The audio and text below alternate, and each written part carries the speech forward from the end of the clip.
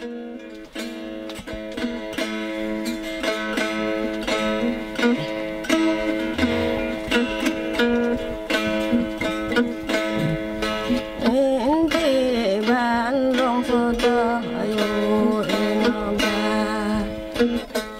bawat isa ay magkakaugnay.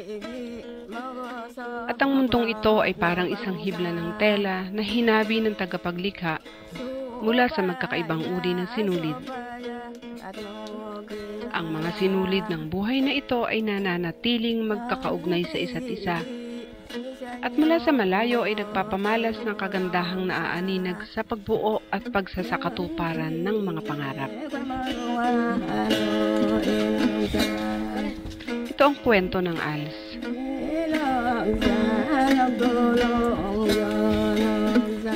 Ito ang kanilang kwento.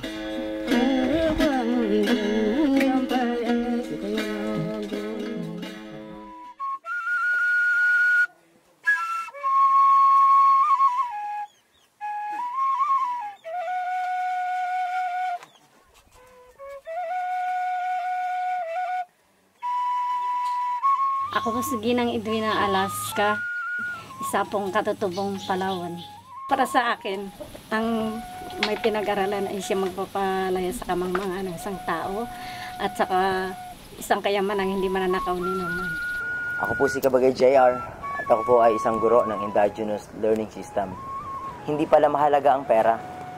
Ang mahalaga ay ang maramdaman mong paglabas mo ng paaralan, nabanggit sa'yo ng estudyante mong, "Sir, ang saya ko, may natutunan ako ngayong araw."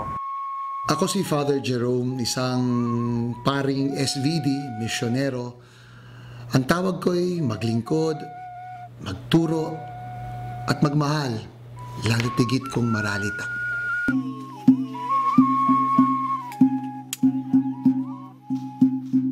Hindi ko po sana pinangarap na mag-aral ng college. Kaya ang sagot ko sana, subukan ko. Kung kaya ng iba, kaya ko rin. 2005, nagpunta po ako sa school at nag-enroll po ako. Yung pangalang taon ko, si Sir GR ang naging guro ko. Din yun yung pagkapasa ko sa ELS. Nagsiga po ako kahit medyo mahirap ang aming buhay. Para lang po matapos ko aking pag-aaral.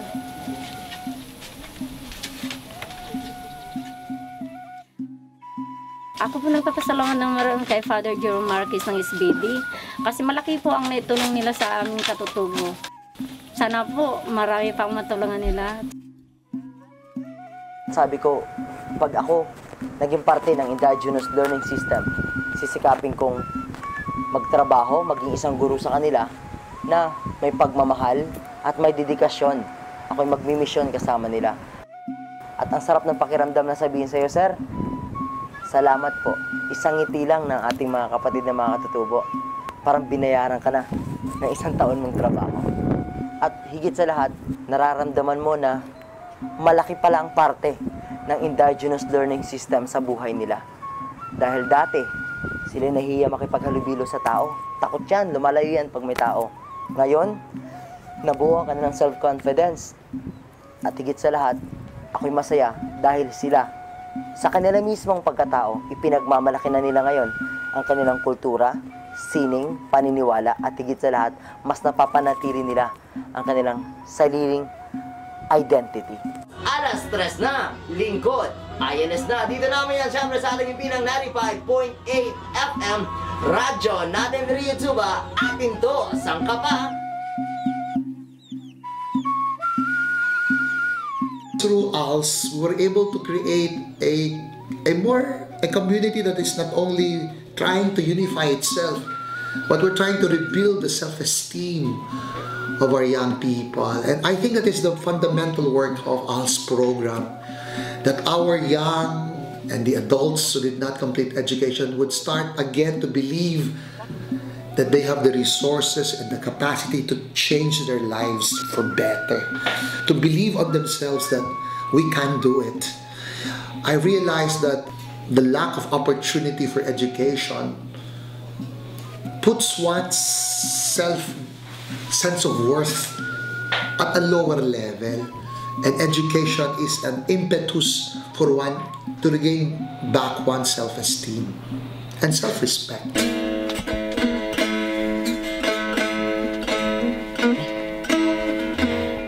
Ang kwento ng buhay ng tao ay kagaya ng isang daang tumatawid at nakarugtong sa iba pang mga daan.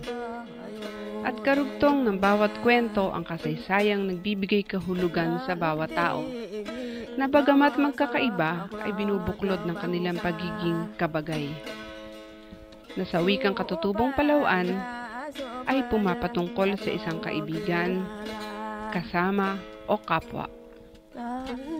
Ito ang kwento ng tatlong kasaysayang hinubog ng tunay na pag-asa. Tatlong kasaysayan ng buhay na animo ay magkakaiba, subalit pinigkis ng iisang kwento ng pangarap, pagmamalasakit, pangunawa at pagmamahal. Ito ang hangarin ng Ils at Als, ang magbigay ng pag-asa at dalisay na pagpapatotoo sa ating pagiging kapwa sa iba. Mag-asa aklat na bangsa,